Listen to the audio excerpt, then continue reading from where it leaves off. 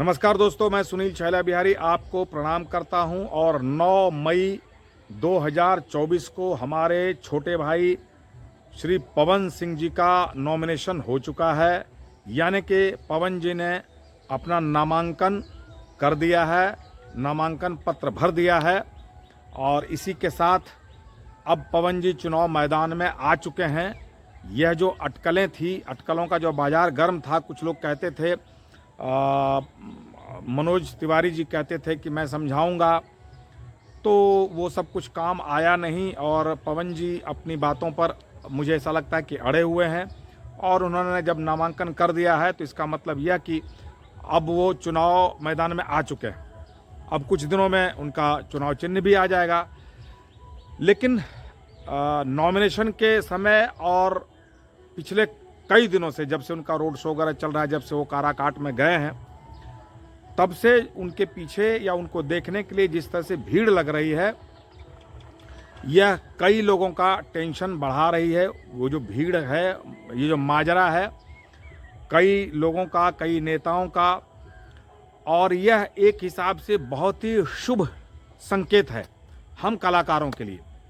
इसलिए कि अक्सर कलाकारों के साथ क्या होता है कि उसको लोग पार्टी में ले आते हैं, पट्टा पहना देते हैं और उसके बाद घुमाना शुरू कर देते हैं, रोड शो और जाकर भीड़ जुटाइए और रैलियों में गाना गाइए और उसके बाद यूज एंड थ्रो, उसके बाद लोग उसको संट कर देते हैं।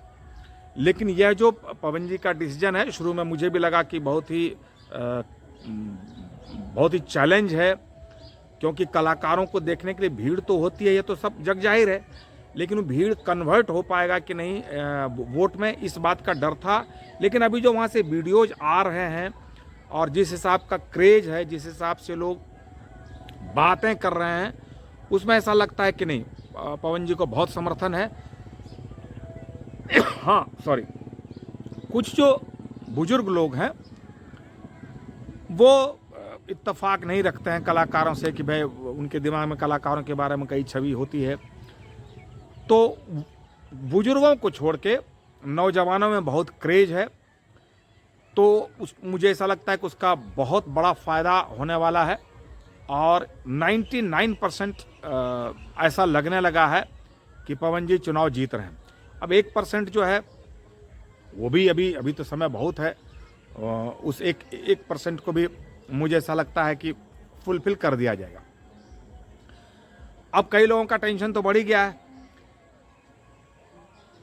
पवन सिंह को देखने जो इस तरह से भीड़ आ रही है और पवन सिंह को जो जन समर्थन मिल रहा है, इसके मायने क्या है? मुझे ऐसा लगता है कि कलाकार होना एक बात है, सुपरस्टार होना एक बात है, दूसरी बात यह है कि वहाँ जो एनडीए के उम्मीदवार हैं, आदरणीय उपेंद्र कुशवाहा साहब, उनसे लोगों में नाराज़गी बहुत है।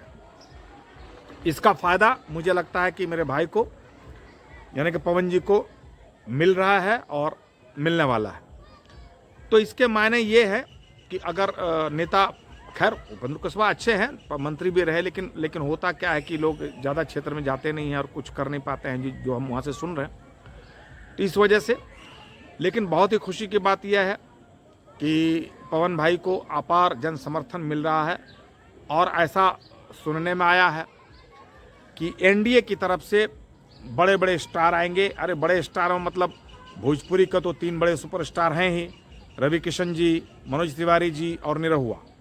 ये 3 जो, निरहुआ के सामने जी मैंने इसलिए नहीं लगाया कि मेरा बहुत ही प्यारा छोटा भाई है, लेकिन चलिए फिर भी मैं लगा देता हूँ, कुछ लोगों को बुरा लगेगा, निरहुआ जी। तो ये 3 बड़े सुपरस्टार हैं, वो आएंगे ही।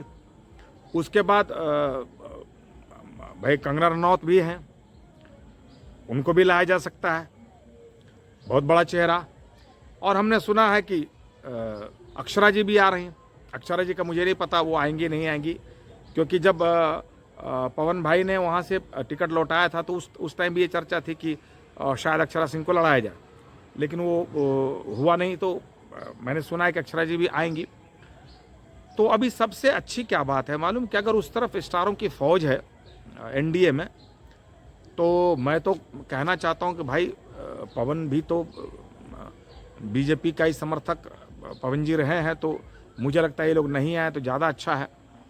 और अगर आ भी जाएंगे तो नॉमिनेशन में हमने देखा कि हमारे प्रिय छोटे भाई खेसारी लाल जी के पिताजी मंगरू चाचा जी आए थे आशीर्वाद देने। ये भी बहुत अच्छी बात है। जब मंगरू चाचा जी आ गए इसका मतलब पवन के साथ खेसारी जी का भी समर्थन है। उन्होंने पहले बोला भी है कि मैं आऊँगा प्रचार करने। इसके लिए खेसारी जी के कुछ जो समर्थक हैं उनको बुरा भी लगा। उन्होंने कहा कि तुमको बुलाया नहीं जा रहा तो क्यों जा रहे। इस तरह की बातें होती हैं कलाकारों में और प्रशंसक को नाराज़गी होती है। लेकिन अगर खेसारी जी आएंगे बहुत खुशी की। खेसारी बाबू आ जाते हैं और मैंने नॉमिनेशन में मुझे ऐसा लगता है कि एक कार्यक्रम का जो मैंने क्लिप देखा उसमें गुंजन सिंह को भी देखा, गुंजन जी को देखा। हमारे आनंद मोहन बाबा तो डटे हुए हैं ही आनंद मोहन जी और हम लोग हमारे साथ बहुत उन्होंने गाया। वो बिहार नहीं सुधरी से हम लोगों का साथ चल रहा है, तो बाबा उनके साथ डटे हुए हैं। आनंद मोहन जी हैं, मैंने इनको अनुपमा जी को भी देखा। तो इधर भी स्टारों की फ़ौज है। ऐसा नहीं है कि सबसे बड़ी बात है कि भाई जहाँ पवन जी हों, जहाँ खेसारी जी हों, मुझे नहीं लगता है कि बाकी किसी की आवश्यकता होती है। लेकिन फिर भी चुनाव है, चुनाव में हर आदमी जो जितना सहयोग कर सकता है करना चाहिए और सबका अपना एक महत्व होता है। तो उस हिसाब से सबका महत्व है। क्योंकि हमने एक स्टोरी के बारे में सुना है कि एक जगह कहीं आग लगी थी तो एक तोता या कोई चिड़िया वो चोंच में पानी लेके वहाँ जाके वो गिरा देती थी। तो बाद में उससे किसी ने पूछा कि तुमको क्या लगता है कि चोंच से पानी डालने से आग बुझ जाएगी। तो उस चिड़िया ने कहा कि देखिए मेरे चोंच के पानी से आग बुझेगी नहीं बुझेगी ये मैं नहीं जानता हूँ, लेकिन जब इतिहास लिखा जाएगा और इतिहास में याद किया जाएगा तो मेरा नाम आग बुझाने वालों में आएगा, ना कि आग लगाने वालों में। तो ये बात होती है। चुनाव में ऐसा ही होता है कि बड़े स्टार्स भी होते हैं, छोटे का भी अपना महत्व है। और मुझे जाना चाहिए कि नहीं चुनाव में, मुझे बताइएगा आप कमेंट करके। मुझे जब इतनी भीड़ है तो वहाँ मेरी क्या आवश्यकता है कि नहीं है, आप लिखेंगे तो बहुत अच्छा लगेगा। और जब आपका कमेंट पढ़ूंगा तो उस पर मैं भी सोचूंगा। और वीडियो बनाने के चक्कर में मैं वो तो भूल ही गया जिसके लिए मैं वीडियो बना रहा हूँ। ये वीडियो मेरा बनाने का खास मकसद है कि पवन जी को मैं बधाई देता हूँ, नामांकन की बधाई, और साथ में जीत की भी बधाई दे देता हूँ। क्योंकि जिस हिसाब का जनसैलाब उमड़ रहा है इसमें 99% तो जीत पक्की है। 1% जो है वो भी 1-2 दिन में क्लियर हो जाएगा या आने वाले समय में क्लियर हो जाएगा। तो मैं अपने भाई श्री पवन जी को बधाई देता हूं और आप इसी तरह से डटे रहिए।